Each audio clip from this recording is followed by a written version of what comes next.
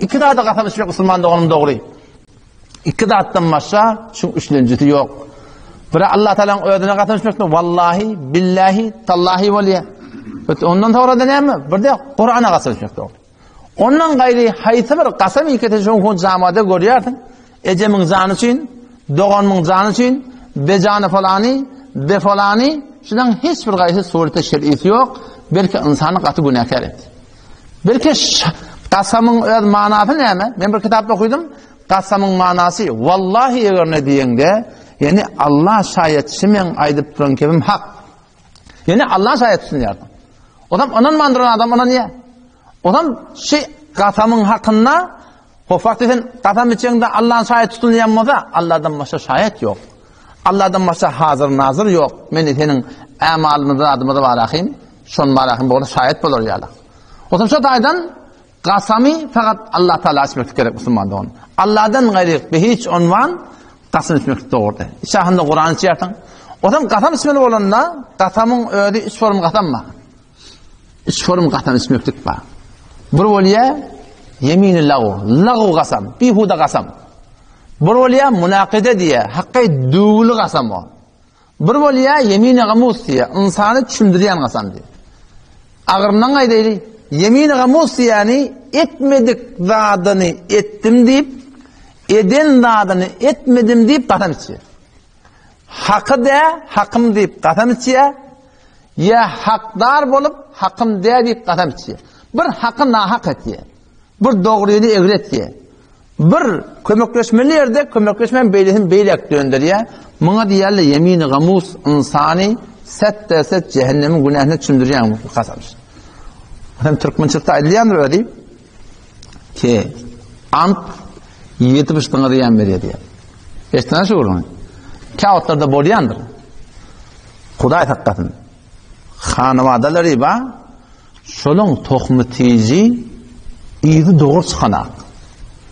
Ne mi deyip katamı çelmez lankıda diye. Bazı günahlar var, şun esaratı iyilerine de düşüyor. Şu kadar Huday Teala'nın bir teleke koruyan atları var, iyinin yakından eden günahı yok. Yani şun eden günahı iyilerine yakından da neslinde de var akım, şun doğru olmakına sebep var dedi Huday Teala. Her kim öyle amal öyle ihtiyar bilen ki. Yani şu taydan şuna hever haberdar olmalı. Katamma, hakkına hakkı damelle, ya nahaqi hak adamAllah Huday hakkıdır. Bu böyle adamı günah düşündürüyor. Bu böyle yemini münakide diye. Kasamma ne ettiyen? Duyan ödüm. Falan da ettim ya edemak. Hakka yüreğinden duyan. Eğer sen kasam içip duranlardan hak bolsa yüreğinden de duyup durdun. Bunlar günah kasırtı yok. Bunun Türkmen ilmi umumen kasamdan katı korkuyorlar. Korkmalılar. Yani Müslüman doğan, eğer sen hakkın olsa, son hakkı soramakta fardı.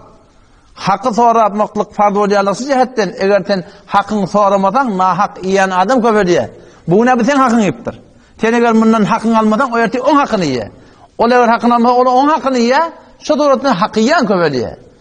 Zulmet yiyen köpeliyor Müslüman'dan, o şu taydan, bu hatta kasam içmeyip de var. Öyle hakkın da bilip dursan. Kasam içecek mi sen sana? Eğer haklığını bilsen, haklığına şekin yok değil mi? Şuna Müslümanların hetmin kasam içip de hakkını almasa almalı ondan. Keçi mesakine mi? Erteki gün başka bir adam hakkını yemesin. O zaman şu taydan vaktiki adam burada da kasam içe ettim deyip ya etmin yürekten duyuyor da şu şey değil mi? Şu yürekten duyulan kasam şuna diyelim münakide. Bahasan yarıya bir vakit buraya sen diyerdin vallahi yerine men falan iş edecek diyerdin. Vallahi yerine men falandan edecek ya diye diyerdin. O zaman kasam içip dursun da şu kasam üstünde durmalı. Eğer geladan şu yürek bilen duyan kasamını devsen o zaman sadece ne emet ya? Meni senin boynumda kefaret boynunda çalışıyor. Kefaret vermeli oluyor. Kefareti ne mi? Bir ta baştan kulağına azat etmeli. Böyle bir guruna buat yok. Kulağına yok. İkilenciden ne etmeli? İkilenciden bağırın olsa pulun, cüvün pulluca bir günahsın bir darang direnge onu 10 nefer garibin karnını doyurmalılar. Nerede doyuracak onu? Baş fitri var akayım. Şeyler çünkü oldu mu? Ten 4000 bir bağırın olsa 40 nefer neçe oluyor? 30 yaşın ile 40 bin oluyor. Bir gariba hemmetin bir oradan vermek birine ezadı da var. Qavıtı bölük edip barakayım. Gariplerin arasını paylamalı. O neme? Yok da talib ilimler iki ardı gelip yerler. Şöyle her gayetine barakayım şunu paylamakta gerek azı 10 nefer. O bir vakit elin dar oluyor yöne. Katamı çıktırdın. Sonra ne etmeklik gerek? Sonra şunu dövüptürün katamını. Kefaret vermeli. Kulağın kulağına yok. Ükülenizden de. Pulun da yok. 35'in 40'ın bir ay nevetten. Ondan sonra ne oluyor? Onun 3. yol 3 gün iyiliğin şuna arada tutma oluyor. Her vakti başardan. O nezir oluyor. Falan bir günahı nağud billah bir Müslüman ödün haket yemişti sana. Muftala oluyormuştu. Günah muftala. O hem bir zaniyene vallahi yarmışsın etçek yaşında melek diye. Sonra geliyor ne diye. Sol yine de peşir ya adamda bir günne iki günne yine de bir vakit nefs şeytan galip gel şu katamın devse istiğfar tövbedeki zahirinde olmaklık gerek. O şuna ne kefaret bilmek gerek. Bir vakitla oluyor yöne. Hatmin katam devmeli oluyor yöne. Katamı çıptırdın. Şu katamı hatmin devmeli oluyor. Niye de oluyor? Katam içeceğim ben falanın kapından baracak diye. Katam içeceğim ben falanı kilitleşecek değil. Katam içeceğim ben falanı yasin yapsak edecek değil. Haytı bir yaxşı işe katam içen mi olsak? Ya na'udhu billah haytı bir günah işe katam içsek. Vallahi ben falanı edecek. Şu tabi hetmi Müslümandığın katamı devmeklik gerek. O şuna ne mi? Kefaret vermeklik gerek. Kimin? Ha ben katam içtiğinden ben hetmi etmeliyor o cevurun yok. Katam ediptirdin şu katamı eğer nahak olsa bir Müslümandığın kepleşek ediptirdin de katamını devmeli. O şuna ne gerek? Şu bilen aşı etmeklik gerek. Sonratın. Bir valiya yemin-i lağu diye bakın. Lağu kasamla. Yani o antitap olmuyor. Diline öğreniştirmeli zat değil. Doğru zat değil.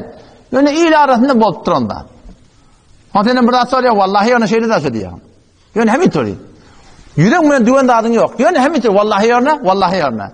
Vallahi yorna. Yani atti suratını vallahi dipten adamlar. Bazı adamlar kıyabanını görüyor musun? İki kere vallahi yorna. Şol yürek bilen düğmeyene adet yüründen vallahi demek bilen ona kasam deyip hitap edilmiyor. Elbette bu da öğrenmeli zaten. Öğrenmeli zaten de. O dilin öğrenişmeli zaten de. Türkmenin oyunda kadimden bir de oğlanlıktan korkuttur da biliyor musun? Ne diyetiler? Vallahi demek oyundur. İzin kim biliyor? Vallahi demek oyundur. Kıyamatta boyundur diye de şey değil mi? Şuna dilini öğretmeliler. Elbette